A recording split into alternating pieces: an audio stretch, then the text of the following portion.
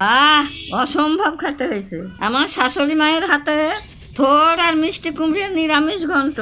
প্রথমে থোড় ছাড়িয়ে চাকা চাকা করে কাটি আঙুলে পাকি থোড়া সুতো বার করে নিতে হবে। এবার মিষ্টি কুমড়োর বুক খোসা পাতলা করে ফেলি কুচি কুচি করে কাটিয়ে পরিষ্কার করে ধুয়ে নিয়ে আসবো।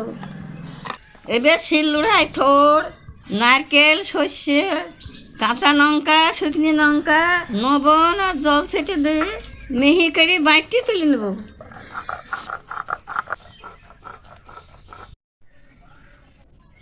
এবার কড়াইতে সর্ষের তেল গরম করে নিয়ে বড়িগুলো লাল লাল করে ভাজে তুলে নেব।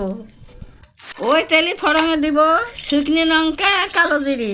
এবার কুচানি মিষ্টি কুমড়ো লবণ আর হলুদ দিয়ে নাড়ি চাড়ি ঢাকা দিয়ে আস্তে আস্তে জাল দেবো। 10 মিনিট পর ঢাকনাটা তুলে নাড়ি চাড়ি নিয়ে মিষ্টি কুমড়োটা একটু নরম হলে খুন্তি দিয়ে একটু ভাঙা ভাঙা করে নেব। এবার ওই বাটাটা দিয়ে নাড়ি চাড়ি মিষ্টি কুমড়ির সঙ্গে ভালো করে মিশিয়ে নেব। তারপরে জল শুকিয়ে গেলে অল্প চিনি দেবো আর একটু নাড়ি চাড়ি নিয়ে ভাজা বড়ি গেলে উপর দিয়ে ভাঙিয়ে দিয়ে দেবো।